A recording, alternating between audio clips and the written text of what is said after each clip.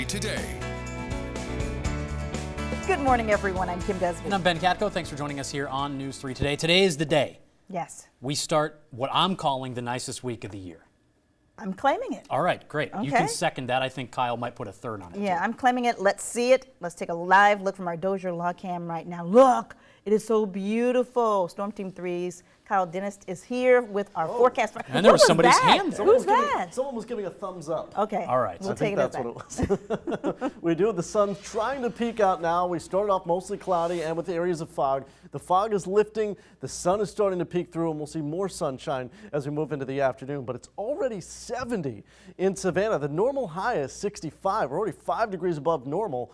And we're just getting started here. 70 in Glenville right now, 68 in Rincon, Statesboro 71, 68 for Hilton Head. And as we move through the day today, we will warm up very quickly, especially as we start to get more and more sunshine on this President's Day. 74 at noontime with a mix of sun and clouds, 3 o'clock, 80 degrees. That will be the high today. And we're still mild into this evening, 9 o'clock and midnight. Temperatures still in the mid-60s. Areas of fog start to develop again. And today's high of 80 is actually going to be the coolest we see all week. So we'll talk about that and also our rain chances in the full forecast. Freezing cold. Yeah. So Frigid, yeah, 80. Yeah. is it safe to say that this President's Day, the weather is presidential? It's very presidential. Okay. That'll all right. work. Thanks a I lot, like it. Kyle. On now to continuing coverage this morning. The Outback Steakhouse on Abercorn Street is still closed for business this morning after a car crashed into the building Friday night. News 3's Courtney Cole is on your side live at the restaurant with more about how the victims are doing now and a breakdown of what actually happened. Hey, Courtney, good morning. Good morning, Ben and Kim. That's right. 7 people were hurt when a car crashed into this Outback Steakhouse here on Savannah's South Side. And as you can see, there is still a board there where the van crashed into the restaurant, and the damaged meter remains as well. Now, 3 of the 7 victims had to be taken to the burn unit in Augusta, and we now know the conditions of 2 of those victims. One of them was Mr. Davy James. He is the owner of the Outback here, and he's in good condition. But there's another victim, Mr. Quincy White. He had to undergo surgery, and he's said to be in a critical condition today. Now, police say that 42-year-old David Lanier lost consciousness of a white van that he was driving before ultimately crashing into the back of this Outback location on Friday. 7 of the employees were burned. Some were hurt by cooking fires that were heated up to 400 degrees. The ceiling of the establishment also collapsed, and News 3 spoke to witnesses who told us just how scary it was inside. He bumped into me. It was the cook, and he is a little bitty guy, but he had the vest on and on. He was covered in grease, and he bumped into me and got grease on my shirt and all on my arm. He was in total shock because he was burnt from the head. I guess I saw the burns on his arms, hands. I saw all of this. It's like his skin was just peeling from his body. Now today here at the restaurant, one of the managing partners, I did speak to him, and he tells me today is all about damage assessment, but it is a holiday, so he says things are moving a little slower than they would like, but again, it's all about assessing the damage, and they say they're not sure when the restaurant will be ready to reopen, but they say their main focus today is making sure that their employees are okay and not having to worry on the financial end. We will continue to keep you posted on this story, both on air and online on WSAV.com. Reporting on Savannah South Side, Courtney Cole, WSAV News 3. All right, Courtney, thank you. In a News 3 follow-up this morning, a woman tossed her young child out of a second-floor window after a weekend apartment fire. It happened Saturday evening on Tibet Avenue between Abercorn and Middle Ground Road. The woman panicked when she noticed smoke coming from her neighbor's apartment. She kicked out her window and tossed her 5-year-old daughter to another neighbor who was waiting to catch her just before firefighters arrived. They was like, "Where's the child that got thrown out the window?" I said, "Oh, she's right here." And it was like, "And you were really confident about throwing her out the window?" I said, "Look, confidence was not a question. Me and her had to get out, and that was our only way out. I had to think clearly and act fastly, and that's what I did." No one was hurt. The neighbor tells us there were no working smoke detectors in that apartment. Around Georgia, a fire in an Atlanta suburb that destroyed 4 homes Sunday and damaged more than a dozen others has been ruled an arson. This is video taken by fire crews on the scene. One person is now in custody. Investigators say at least 20 homes were damaged. They believe the fire started around 3 Sunday morning in the kitchen and dining room area inside one of the homes. Neighbors say they are shaken but ready to rebuild. I mean, even though, you know, we see the destruction behind us, it's all materialistic and we can replace that. You know, you can't replace human life.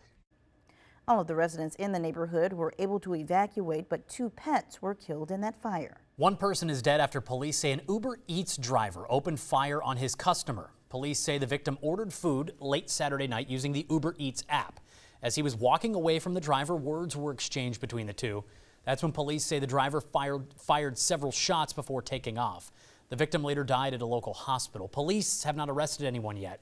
A statement from Uber says they are cooperating with police and are, quote, shocked and saddened by the news. We are learning more about a man who police say barricaded himself and his mother inside their home. Hinesville police were called to the home on South Maple Drive last night after someone reported hearing gunshots. Police found 58-year-old Derek Ritchie sitting on the ground in front of his home. They also found some weapons nearby, and that's when officers called for backup. Apparently because of his emotional distress and the number of weapons that's on the incident location. We just got into a situation where he basically kind of held them and us at bay. Officers were able to talk Ritchie out of the home peacefully. He's being charged with reckless conduct. In a News 3 health report this morning, the flu has led to 20 pediatric deaths so far this year. So recognizing symptoms early are vital. Here's Kim Hutcherson with more. Young children are at risk of developing serious complications from the flu if symptoms aren't recognized and treated immediately. One of the flu strains spreading this season, H3N2, is affecting children more than usual. And that has many people asking, why is it so deadly? Sometimes it's the virus infection itself that can become so severe in a person that it can result in death. The flu virus weakens your immune system and you can get a bacterial infection on top of it. According to the CDC, the best way for parents to protect their children is to get them vaccinated every year. Being able to recognize the warning signs of the flu is also important. Among them, trouble breathing or breathing fast, bluish skin color, not waking up, not interacting, or being unusually irritable. Early detection could save your child's life. As soon as they have symptoms and they suspect they might have flu, they should call their doctor right away because they could benefit from early treatment with antiviral drugs. For today's Health Minute, I'm Kim Hutcherson.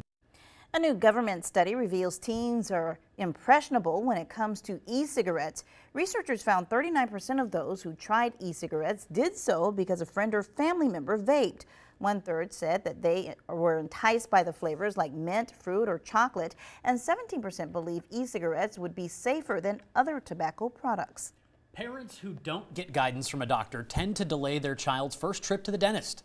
A University of Michigan poll shows less than half of parents got advice from a pediatrician about when to start dental visits. Only 1 in 6 of these parents knew kids should see a dentist at the age of 1. Most waited until their child was 4 years old or older.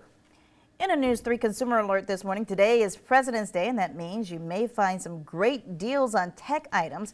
Whether you're looking for a new smartphone or a new laptop, today is a good day to find deals. Several retailers are offering a variety of discounts on tech items. Check out Best Buy for reductions on iPhones and televisions. You'll also find deals on the Apple MacBook today at Best Buy. Walmart is also offering deals on smartphones and laptops. Walmart just announced that it has hired more than 194,000 veterans since 2013. They've also promoted more than 28,000 of those vets to positions of greater responsibility. Walmart's commitment to hiring veterans guarantees a job offer to any eligible, honorably discharged U.S. veteran who has returned to civilian life since Memorial Day 2013. The goal is to hire 25,000 veterans by 2020. If you know a teenager looking for work, the Summer 500 program may be for them. Applications are now being accepted. Only currently enrolled high school students 16 and over are eligible, and they must pass a drug test. Teenagers can apply online at the City of Savannah website. We've put a link to the site on our website, WSAV.com. Just use the search words Summer 500. Last week's school shooting in Florida raised many questions on how local schools would deal with active shooter situations. After the break, we'll show you an idea one South Carolina group has in hopes of shielding students from potential threat. Stay with us. You're watching WSAV News 3 Today.